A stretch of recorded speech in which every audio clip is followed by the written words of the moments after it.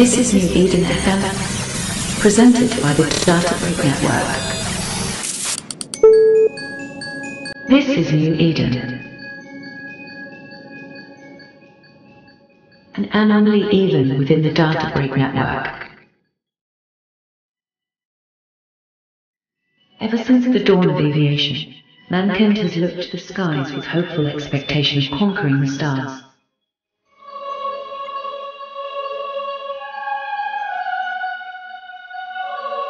Beyond the remnants of the shattered gate, a universe of impossible splendor lies among an endless sea of stars.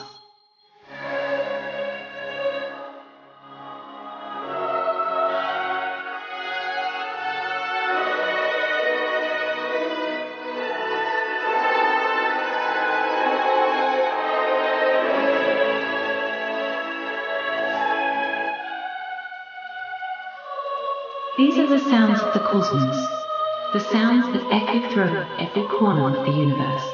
This is New Eden FM. Happy Sunday, everyone. Welcome to New Eden FM. We have the music and news to enhance your Sunday. I'm Alondri of the Galaxy, and we are live in-game in the Hirtamon system at the Xenu Biotech Production Station, where we're ensuring no T-virus is being manufactured, as our recent intel has suggested. You know, I think we can all agree, no matter what side we're on, that a zombie apocalypse would be bad for everyone, so we have to keep an eye on what the big empires are doing. So that's what we're doing this morning. All right, and here in the studio with me is our producer, Maestra Mackenzie. How are you doing this morning? Yeah, so of course I am live from the Data Break studio where we host, where I do all the production work for the show every single Sunday, as well as, of course, my show every Thursday. If you're into EDM, you should check that out. But yeah, that's really good. I mean, I would assume that if any nation is going to be a threat for the T virus in New Eden, it would probably be the Caldari. That's my guess. Yeah. We got Yeah. to keep an eye on them all because let's face it, even the Amarians, and being an Amarian myself, I know this for a fact, kind of shady. Yeah, but So, it's kind of hard to keep an eye on. true, but it's kind of hard to control zombies. You know, you can't just they don't make good slaves. They're always biting at people and they drag their feet when they're Uh-huh. working. I mean, you can't really do much with zombie slaves. No, but it makes an interesting weapon. You know, a whole system True. turned to zombies doesn't produce anything for its empire. Mm. So, they look at it like that, but, it gets off planet, then it spreads to one planet and another, and then pretty soon the whole galaxy is filled with zombies and nobody can do anything. So, we want to See avoid that that. that right there is when you want to be a capsuleer pilot operating aboard a capital ship of some kind. You never have to dock. Mm-hmm. You Mm-hmm. just you just anchor it to some structure or to a planet, and you're perfectly safe in there. You know, until the zombies somehow manage to breach the ship, and then after that, you're pretty much screwed. So I don't know. Well, yeah, and nobody has even thought to consider what happens if a Capsuleer clone becomes a zombie. I mean, can it then pilot a ship? Are we looking at zombie ships flying around in Technically, space? I no. mean, it just As opens up all kinds of doors. Okay, so did you know that capsuleers are technically already dead? Like we're all zombies. Every capsuleer is a zombie because in order to actually become a capsuleer, you have to die so that your subconscious can be transferred into a clone body. So, and the clone bodies are actually made of biomass from human remains. So technically, everyone in New Eden is a zombie. Yes, but we're not the bad kind of zombie that the I T mean, virus would create. yeah, but that probably means that capsuleers are immune to the T virus. That's my point. Well, then it'd just be us flying Oh around, man. and we would have nowhere to do anything with because all the people. I mean, who's going to give us missions? Zombies don't give missions. Yeah, well, I'm pretty sure that you'll still have plenty of people to shoot. So that's that's the important part for most of the New Eden community. I'm pretty confident. Yeah, I think so. All right, cool. So, what's today's show like? I mean, we have a lot to talk about.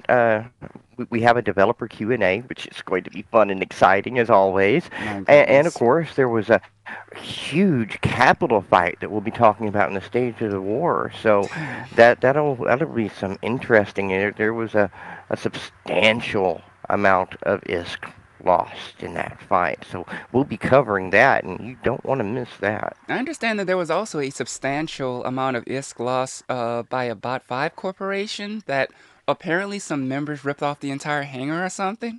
Like that made Reddit headlines last week. Yes, that actually did happen as well, and two members absconded with a substantial amount of assets. We'll be covering that as well. You don't want to miss that. There's just so much. We've got Jeez. 2 weeks worth of stuff to jam into today's episode, so it's gonna be exciting.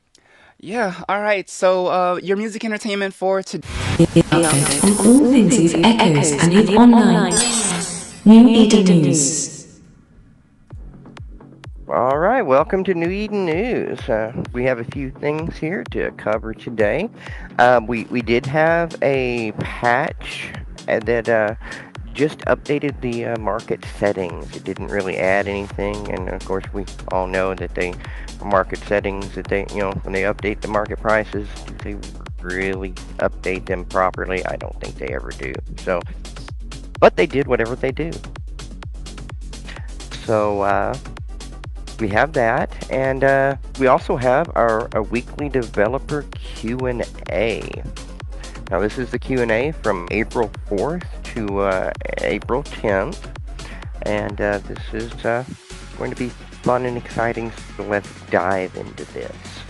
The first question is, what about adding a setting that will protect you from firing in low sec on gates and stations? Because many people lose their ships because they misclick and fire and police destroy them.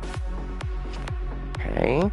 Their answer was there is a notification that requires players to read and confirm before they can fire. Yeah, I gotta love that. I'm betting that I've never actually clicked on a gate gun or anything like that. But Me I'm either. willing You to have bet to. that there is. You have to literally be trying to shoot the gates if you. I know, but there is a notification thing that pops up in whenever you're doing something naughty. But usually they have a show this warning again box where you can check it. I'm betting somewhere along the way this guy probably checked that box, and so he doesn't get the notification warning anymore. So he just randomly clicks on the screen, and occasionally police shoot him.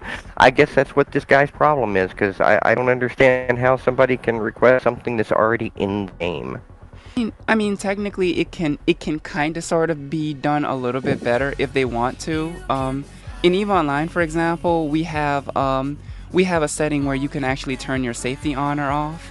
It's similar to a gun safety, right? You just click the little button, and it gives you 3 different settings, right? One of them is basically rogue mode. You can shoot whatever you want, whenever you want. The other one is more like a safety mode when you are in high sec or other like really much higher security areas, even in low sec, and it won't permit you to shoot anything in such circumstances. But for the most part, I mean, they could put that button in there if they want, but it's not going to stop people from making mistakes like that. I mean, even with the safety, someone's going to shoot the damn gate gun. Which one is? I would love to see the lines between PvP and PvE blurred even further. Would you consider allowing small groups of pirate faction NPC ships to use interdiction spheres and appear in nullsec outside of cosmic anomalies, such as at gates and celestials? Answer on this was, there are plans to add more pirates to the mining belt. Whether to add them at the Stargate is to be determined. Well, that should make mining more exciting, shouldn't it? I mean, that's how it is in EVE Online, I right? can. That's pretty much what Yeah, it is. yeah. You have pirates in the higher sec belts, and so you do have to have like drones and stuff to be able to fight the pirates off. The thing about it is the only reason why that works in EVE Online is because the mining vessels can actually, I think they can use 5 drones, and I believe they use the barges. I think that they can equip 5 medium drones, but I have to check it to confirm. Either way, the only reason why that works is because the mining vessels can actually use good drones in that game.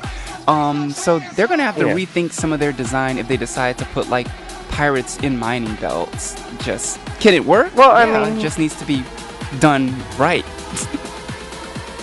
Well, I mean, you look at a Cub 2 here in Echoes, you got 2 drones and no real drone bonuses. But take a look at your Orca. It's got a drone bay, which means that if pirates were to spawn, you just pull in your mining drones and put out Well, your yeah. combat drones. I mean, ideally, and then, that's how then it you're would able work. to fight. That's how it would work, Mhm. right? Ideally, that's how it would work. But the thing is, how many people are actually, well, all right, you know what? I'm going to take back that question because there are actually a staggering number of Orca pilots, at least there were when I was playing the game. They need to reevaluate how the standard mining barges are because at the moment, outside of an actual mining fleet, there's no real point to mining in an Orca. And so the majority of players are probably still using a Covetor 2. So, I mean... Well, I mean... the Orca's got self-compression now. Oh, they finally put it in the game? I believe that was added in. Someone Was correct it? me if I'm wrong. Someone please check that. Maybe they finally unfucked But that. I believe that was in the patch notes for the last big patch that they did. That Seriously? they added mining for the ability of an Orca to equip the self-mining module, Damn. I mean, hey, you Yeah. know what? so it can press its own.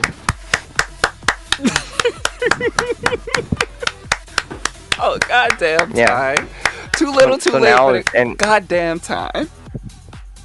Yeah, but it's one of those things that your Orca can serve as the mining combat ship as well to combat these new rats that might be appearing on the mining belts.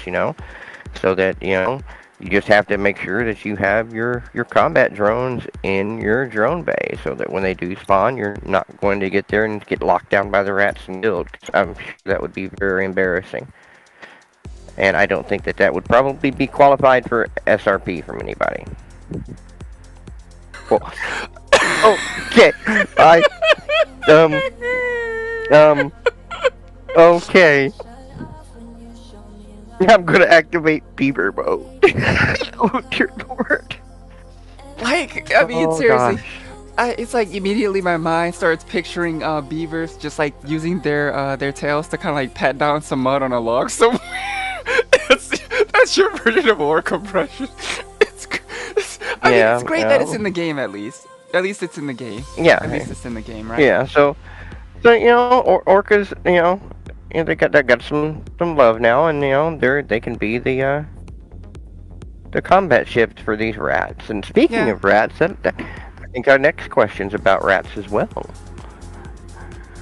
Says, since we already have a filter setting for enemy ships in the overview, shouldn't we get a similar feature for NPC ships as well? I noticed while ratting that we cannot filter rats by ship types, frigates from destroyers, unlike how we can filter out enemy players. I feel like this would also be a nice suggestion, as it helps pilots narrow down targets easier in combat. Okay, their answer? Currently, players can filter NPC ships by elite/normal. Whether it is necessary to introduce more filtering tags is open for discussion. Can we get an update to high-sec encounters? At the moment, Clairlam is the only viable place to use the intelligent nanocore. We need more encounters to spawn in system after a refresh throughout high-sec. Okay. Your answer is, currently, there are multiple systems that can spawn multiple encounters. Players are encouraged to explore and find out what those systems are. In other words, get your butt off the high-sec island and go out in space. I agree with that response. I really do. One of the main reasons why industry is very unattractive is not because of insurance model, but rather the way minerals are harvested as well. Currently, just ratting alone provides you with mission ISK, bounty ISK, and reprocessable loots that turn into all minerals up to the N tier ones. Please have reprocessing loots removed or changed and allow minerals to only be obtained through reprocessing ores. That was a mouthful. Let's see what the response was. We will soon have a new round of data analysis for the relevant settings. We should be able to decide whether to make an adjustment based on the analysis. This is your Eve Echo State of the War report.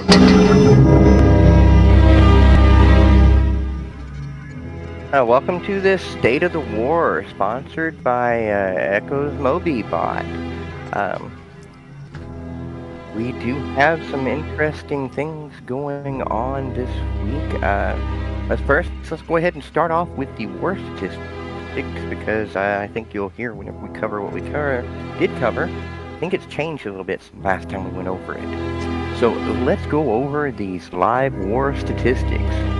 Currently, Razzle Dazzle 2.0 has 29,284 kills with a total value of 33,103,686,261,680 ISK.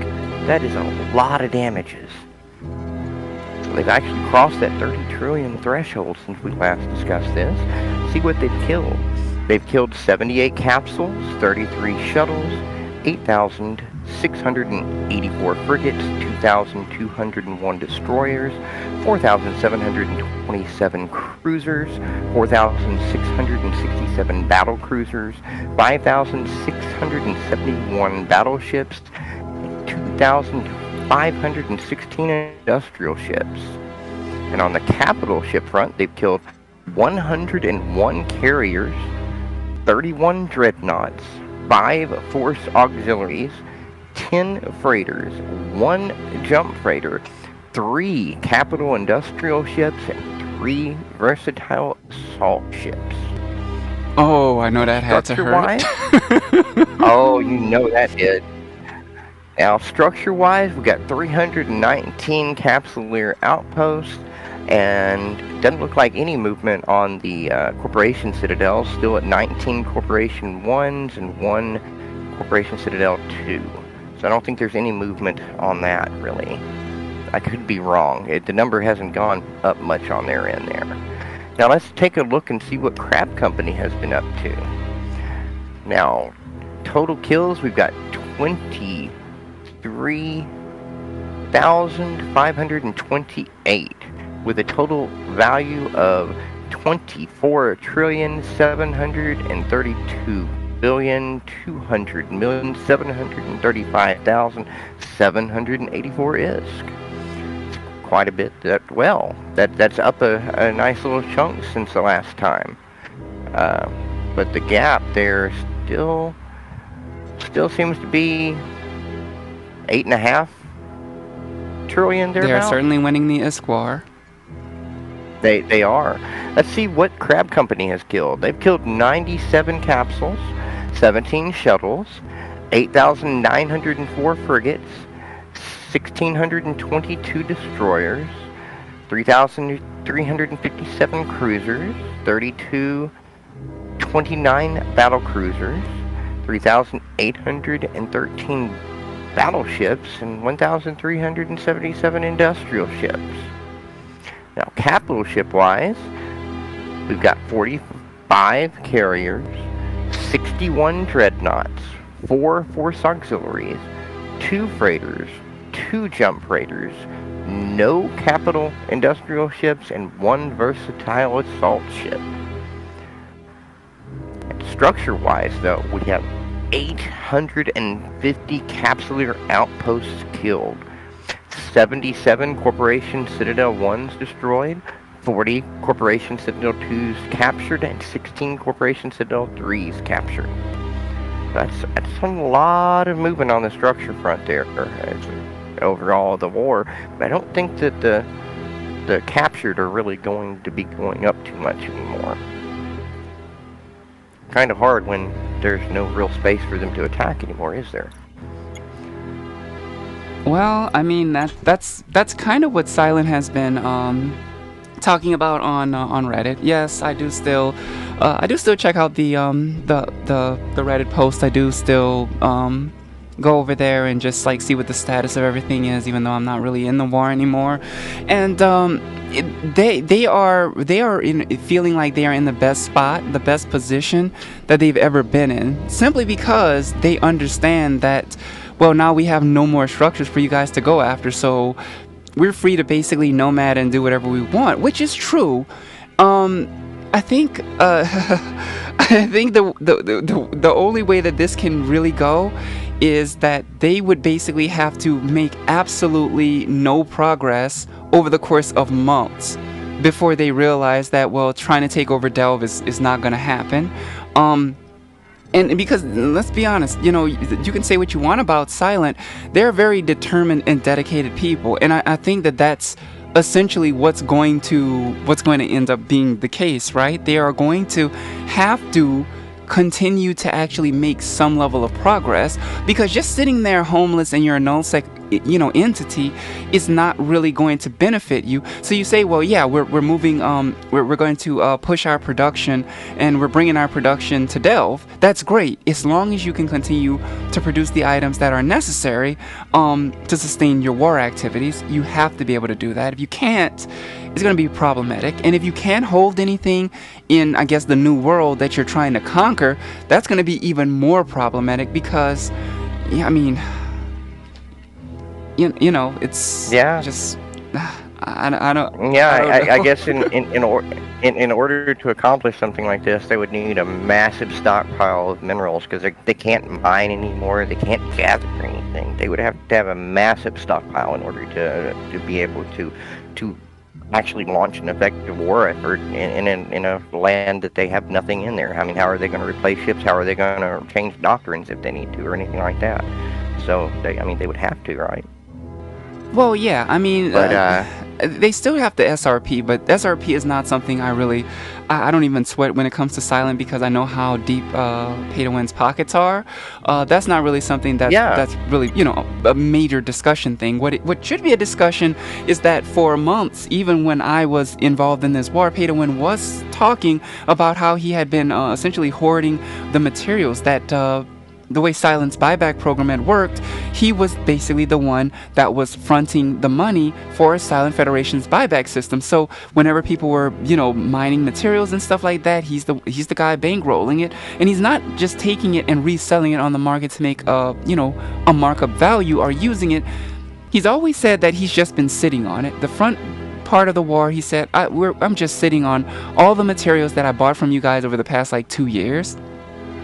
So it would take a ridiculous amount of time before you burn through that much material. The damages would have to be catastrophic. Granted, there was a really yeah. big cap wipe, 2 weeks ago?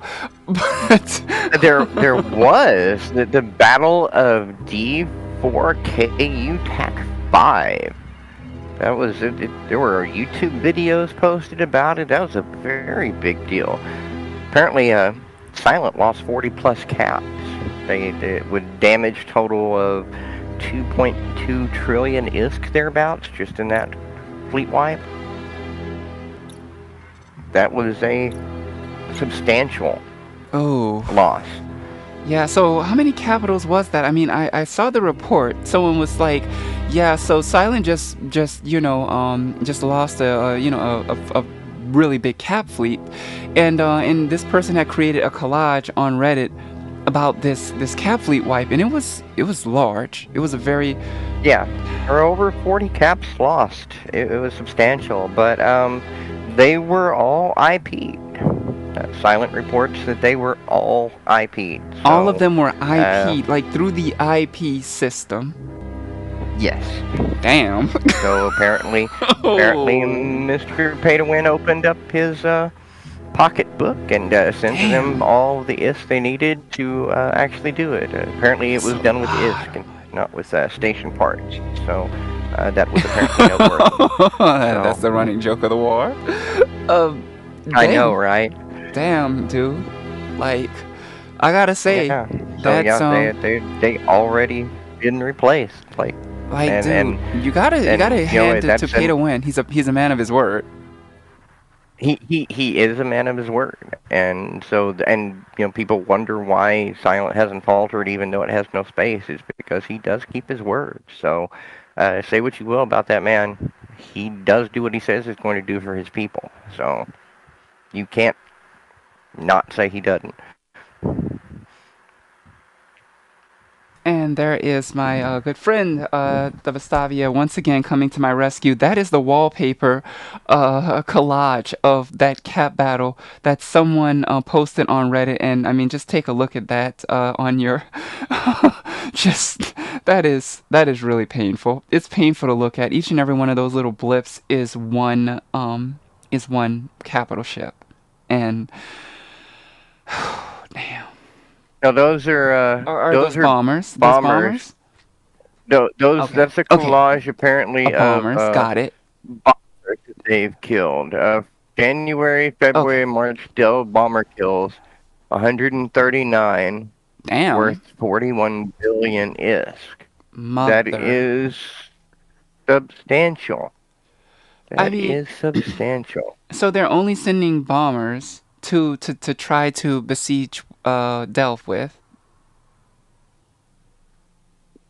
Like, Yeah. like, so does TSE even? I mean, I would love to hear from a TSE member, but like, how are the hull timers right now? And yeah, thank you, Junie. There's the cap. Those are the caps. The other There's one a was too cap. I small. think I Junie couldn't really said there see were that. 42 caps in that fight. So Yep, and there they are in splendorous that glory. is So, substantial. to someone, I think Devastavia is TSC. Like, how are you guys doing as far as your timers are concerned? Are they even, do you have a substantial number of timers to deal with, or is this just kind of like, kind of like a lame duck campaign at the moment?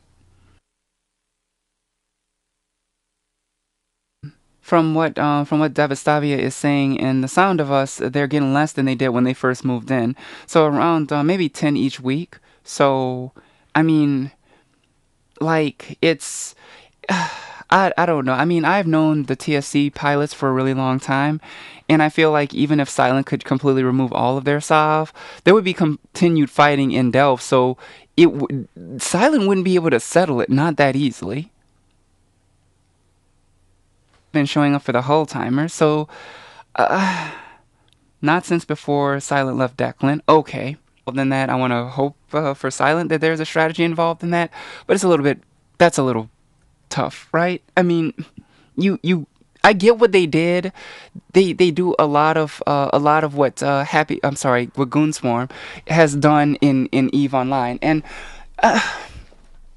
I think that well, Bradrick is always saying that Silent is built differently, and I will go as far as to agree with him and say that yes, they are. But I would also say that I think that Eve Online pilots in general are built differently. There's a different mentality in dealing with loss in Eve Online than there is in Eve Echoes, and it's always been this thing that Eve Online players and Eve Online veterans alike have talked about how different it is, how different it is to basically lose every structure that you have as a as an Eve Online pilot, and why it is that they can continue to just fight the way that they do, and I just I don't know, man. I mean, I guess we'll see. But eventually, the greater part of Silent, like I want to say the ones that are really hardcore to their cause, the fighters of Silent, they are going to keep on doing what they do. They're more standardized line pilots. They're casuals. I'm pretty sure they've already bled those out at this point.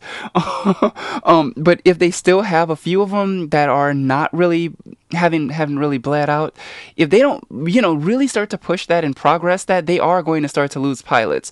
I mean, it's just really really rough to kind of like look at that whole thing, and I've been watching even some friends that I had in Eve Echoes, on even on the other side, you know what I mean, like people like Tommy, who are spending more time in Eve Online than they're spending, um you know in Eve Echoes, if they're playing Eve Echoes at all. Now, more small ship content and a variety in game modes could bring people back to Eve Echoes, but I guess that's to be foretold. But one thing I know is that a lame duck campaign could not be good for Silent. It's great that they're payrolling and bankrolling everything. It gives people confidence. They keep on fighting, but I mean, like how long is morale gonna last if you don't start taking stuff, right? Yeah, I don't Yeah, know. I mean, it's gonna be interesting to see how that whole thing works out. I'm interested in seeing how it works out. I've basically just been kind of following this one from the sidelines just to see which side is doing what. And yeah, okay. I mean, yes, we see how that whole thing works yeah. out for them. We do have some other news in the game as well. Some other things that have been going on, which I What think really? brings us into our Eve Talk segment. Yeah, I think that you are right. From fountain to solitude to a starship near you, this is Eve Talk on New Eden FM. There you go. Welcome to Eve There, Talk. welcome to Eve Talk. Now, Silent actually suffered another loss since our last show, although it Yeah, wasn't actually on grid. that Uh, I kind of like I like the little the meme parody that someone posted on Reddit using the scene from The Boys. For any of you guys that watch that series on Amazon, it's quite funny. Um, but uh, but yeah, that little clip with Homelander clicking through all of the different news feeds. Oh man, yeah, that was yeah. So priceless. they were robbed for 300 billion ISK worth of ISK materials, from my understanding. Yep, it was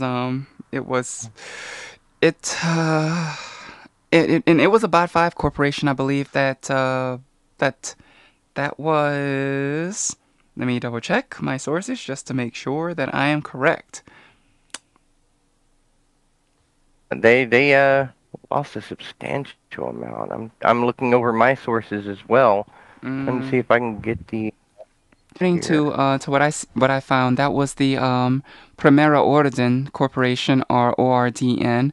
They lost 300 billion in corporation resources. It was pretty damn fat, and the first person to jump in there was like Immortals Rage on on my dead wallet and corp. It wasn't us. I was like, damn, Mm-hmm.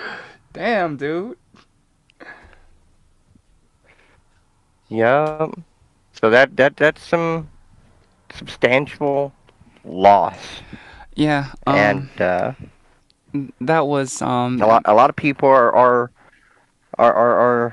like after how some of the people in Silent behave whenever other people have had similar losses. They a lot of people are pointing and laughing about it and everything. Wait, But people in silent are pointing and laughing about it? no, I no, was about to say. in outside of Silent, Oh, because of yeah. the way Silent itself has reacted. But a lot of people forget that it's people get so upset that Silent acts the way it does because of Silent upper leadership, the face of Silent, how they react. People like I mean, Michael J.D. and Beck and things like that. Silent's composed of a lot of people that aren't Michael J.D. and Beck. So, I well, mean, I, while now they're having to deal with the fact that their organization lost something. We can't forget that they're gamers who lost things too. There was somebody who betrayed them. It had nothing to do with it happened to anybody else's organization, any other theft. And just as we are upset and look down on the people who stole from our organizations, we have to do the same to whenever somebody does it to even our enemy, because if we don't, we're a little bit hypocritical. I mean, it's. Um, I will be honest with you. It's. I don't even get mad at them. I don't get mad at them when they do it in our organizations. I mean, of course, it's annoying and shit, but I don't get mad because that's the nature of Eve. You never know when someone is possibly going to betray you. You never really know if the person that you're flying with is trustworthy. And I mean, in order for this person or these people to have the access that they did to the Bot 5 hang or to The corporation hangers in a Bot 5 corporation, they had to have been long-standing members of Bot 5 of the corporation Yeah. to have that kind of access. I mean, you don't get that kind of access overnight in an organization associated with Silent. This had to be long-term players. And the fact of the matter is that anybody, any of their upper echelon of leadership could have been that guy that did that thing that happened. And this is Eve, right? Yeah. And those of us that have played Eve Hmm. long enough, we already know that this is part of the nature of how it is. There is nothing to stop like the people that I flew with Junie and Smooth and the other members of my corporation for months. We put stuff in the corporation hangars. We all had access to corporation hangars because we ran it as a joint leadership venture. There was nothing to stop either of them, any of us really, from cleaning out the corporation hangars, except the fact that we enjoyed flying together, we enjoyed playing together, and we respected each other. That was it. That was the only thing that kept us from doing that, because otherwise we could have easily just sat there and rated that. And it's the same thing that happens in organizations like Silence, the same thing that can happen in organizations like TSC or any other alliance in the game. It's all Yeah. about whether the people that you are playing with are still content to fly with you and they are still behind you 100%. Because when they don't trust you, and when they don't, like, they no longer have faith in your leadership, stuff like this is prone to happen. You never really know what someone's nature is, what their true nature is, uh and how they're going to react from in true nature fashion until you disagree with them or tell them that something can't fly. I mean, in my corporation, when I was the CEO, the only person that was basically in that I had other leaders, and every time we had to make a decision, it was brought to the table, it was put to vote. Everything we did was basically run like an MC. We put everything to vote, and at the end of the day, we didn't always like everyone didn't always get what they wanted. But when everybody in the corporation, or when the majority voted and the majority ruled, is what they got. I didn't agree with every decision, but if my corporation voted against what my wishes were, I didn't clean out the corp hangers and say F you guys. So, I mean, you don't know what kind of people you're working with until you piss someone off. When you disagree with someone, that's when they show you their true colors. And you better hope that they are more loyal to the cause and to what it is you are doing and to who you are as an organization than to whatever petty disagreement you might have going on behind closed doors in your leadership offices. Because if they're not, stuff like that happens. That's the kind of shit that happens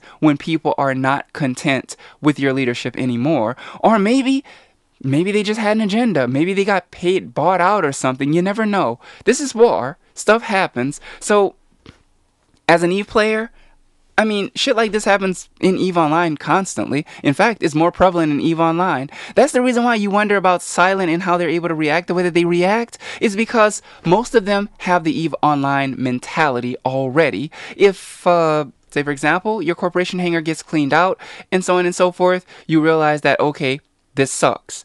We have to go, we have to address this situation, but at the same time, we still have a corporation. We still have members that are depending on us to pick up the ball and run with it, keep getting things done. It's like Juniper just said. I would argue trust is more invaluable than any material good in this game. Yeah, trust. That's all you can hope, that the people that you are flying with, that you can trust them to have your back, and if things go sideways, they're still going to have your back, even if things aren't going their way.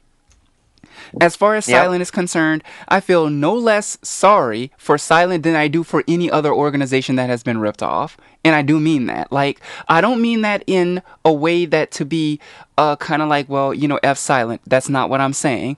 I'm saying that I don't feel any worse for them than I would for a Bird Corp that got ripped off. And the reason why is because this kind of thing happens. But the only thing that you can do when it happens, you put on your big boy or girl pants and you just figure out how you're going to address it and how you're going to fix it, and figure out how you're going to get revenge for what the people that did to you, what they did to you, on them, and just hope that they're not quitting the game, because then you can never get the revenge if they quit the game, right? Well, there actually is a rumor about this, though, and I don't have confirmation on this. This is actually just a rumor, but the rumor is that the thief involved in this theft has been banned by NetEase, and the property that was stolen was returned to them. So that is a current rumor. I'm looking for confirmation. So if you have any confirmation on that out there, let us know, and we'll be able to confirm that rumor. But So hold on. that is an Are you interesting saying that rumor. NetEase is not only giving back capital ships, they're also SRPing hanger losses? Well, my understanding is that this is a rumor, and NetEase had been cracking down on scams and stuff like that, so this may have been their way of cracking down on a scam. That's why this rumor crossed my desk, and it crossed Dude, my if desk as they a rumor, I but it swear, is man, very if interesting. they actually did do that, then at this point, I think that you should all quit Eve Echoes because there's no longer any there's no longer any governing factor within Eve Echoes. The whole rule of law in Eve for anyone who plays Eve is choice and consequence. Consequence Yeah. of choice. That is the way that Eve has always been. You make a choice, you deal with the consequences, whether they're negative or they're positive. You don't get SRP'd if you go out and you decide that you're going to drop your capital ship in a bad location and you get popped. You don't get anybody to replace your capital ship for you. You go out there and you get a new capital ship. You decide to let the wrong person be a leader in your corporation. They clean out your hangars. You trust the wrong person. They do some shit like that. They steal something from you. You don't read a contract clearly. Guess what? You take the loss in all those cases. You take the loss. You understand that this is my consequence to deal with, and then guess what? Now you're a little bit smarter, a little bit wiser than the last time you got screwed. This whole rewarding people for being stupid is just getting out of hand. If they are really rewarding people for being that stupid in the Eve universe, it's time for everyone to quit the game and uninstall because this is no longer Eve. Well, It's no longer Eve. this Sorry. may. Well, the thing about it is it may come down to the difference between a mobile gaming mindset and a PC gaming mindset. And while this game is rather unique in the mobile gaming world where you have to play it for a very long period to get anywhere. Um, I think they're really afraid people are just going to say, F it, set the game down. They're going to lose more players. I think that's why they started this no scamming thing and all these kind of new policies that they've got, because I think they're desperately trying to hold on to the player base that they have. Yeah, I think the biggest problem with what they're trying to do, they're desperately trying to hold on, but they're doing it the wrong way. Think about that. Think about this, right? Think about things from the other side. Okay. Talk about the people that get scammed, the people that get cheated out of something, okay? Now, what is the greatest victory here?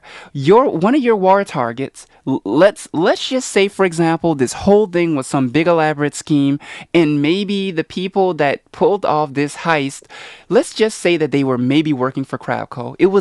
That's a strategy. That is a valid war strategy. Starving your enemies out of their resources or stealing resources from your enemies is a valid war strategy in unrestricted war. It is. And right now, what is going on between Silent and what's going on between Silent and Crabco is what you call total war. That is a point where everyone, including civilians, is considered to be a viable strategy or a viable source of methodology in order to win the war. Silent has already said they will do anything that is possible to win this war. They don't care if people have to quit the game, and that is how they win the war. They don't care. This is total war. This is unrestricted war, which means that this kind of scamming, if this was a war strategy or a war of part of what CC did, then it was a good strategy. Now, let's just say that they do this strategy and then all of a sudden NetEase just decides to overturn it. How many players are they actually going to keep when they start realizing that anytime someone does something, someone loses a capital ship, oh, well, due to this whole thing, because you're a loyal customer, we're going to give it back. They lost the capital ship. They lost it fair and square. They undocked. They did something stupid. They fought. They lost. They got killed.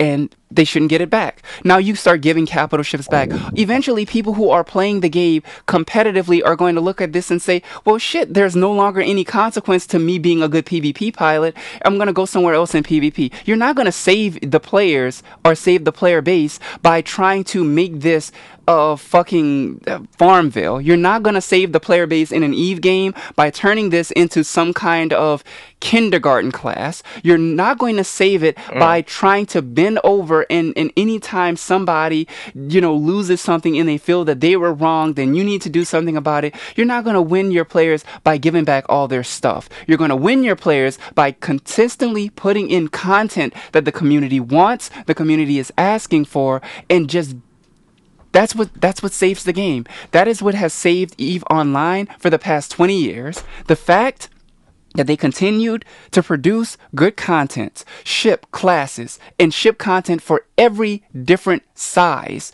in the game. They didn't focus on just one size. They continued to do things for every any whether you're an explorer, whether you are a miner, and whether you're a scientist, no matter what you do in that game, you have a viable career option. This is how you make a long-standing game like EVE to last. You're not going to do it by basically babying people every single time they do something stupid and fuck up and lose something. That's not, like, no, no, no, absolutely not. Like, that doesn't, this would not make me want to come back and play the game.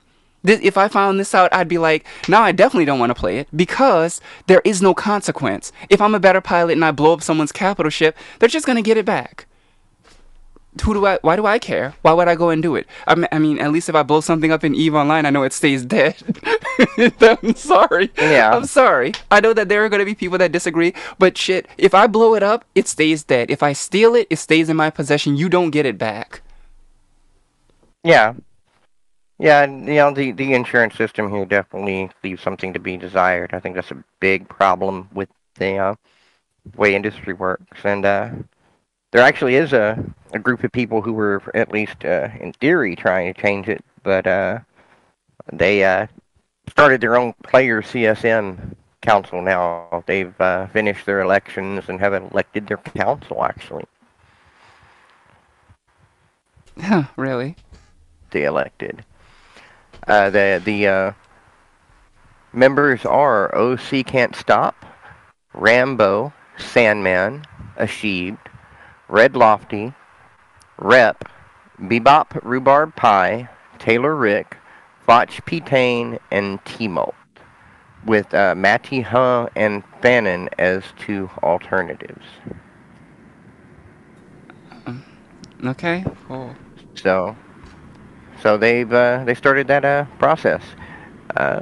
So it's interesting. I'm not sure what's going to become of it, because they don't exactly have a full mandate from the entire player base to speak for the player base, because only a part of the player base was actually involved in it. A large chunk of Crabco, since it was being organized and run by Silent, didn't even bother to participate in the process.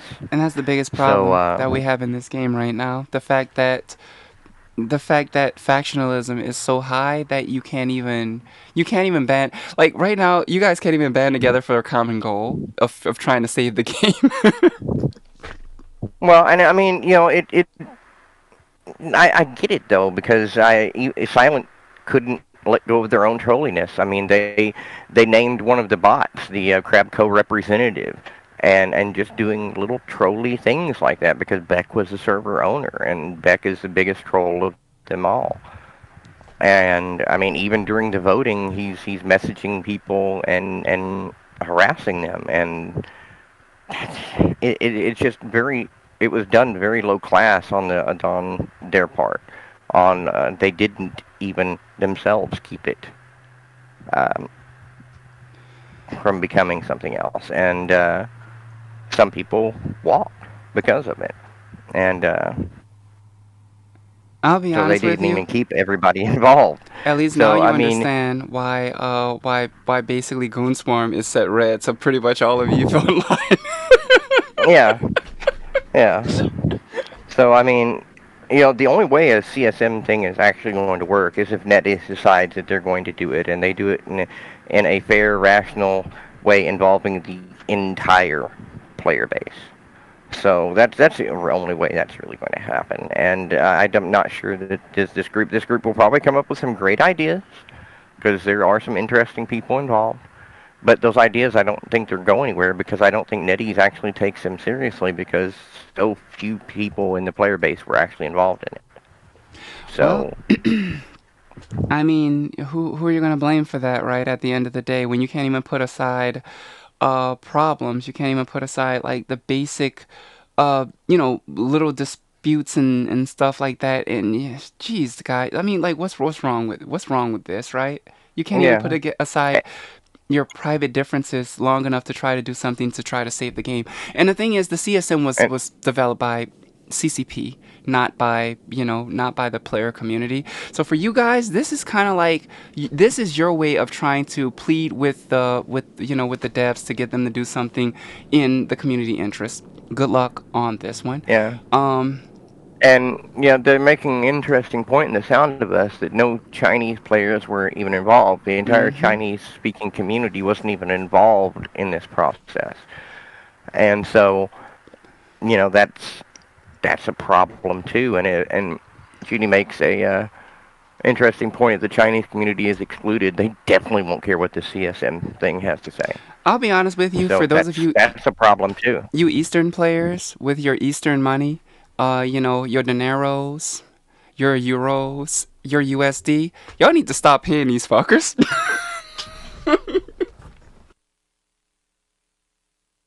Well, I know that that's going to but be an yeah, that's unpopular thing to say on this show, but y'all need to stop paying these fuckers. yeah. I don't know. I mean, most of us, the reason why we play this game isn't necessarily for stellar gameplay or stellar customer service. We play it for the community. And I think NetEase really needs to think about that. That what they have here is a loyal community that is playing a game that is in some ways broken with many complaints. And occasionally the community continues to shed people because even that sense of community can only bind us together for so long if there's nothing to bind us to. So if another game comes along that will fit the needs of the community, the entire community could end up shifting, or a large chunk of it, and then NetEase is really up the creek without a paddle.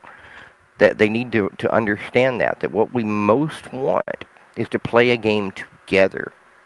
That's what we want. That's why we're all here, and we love this space genre. That's why we're playing this game. We love the Eve universe.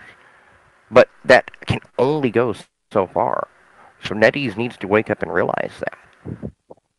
I think that covers us for this week. So, well, I guess we'll bring us to a close. And of course, Really? since I am contractually obligated to as a secret CEO of in Meow, we still booping local though, I do believe. So, booping local people.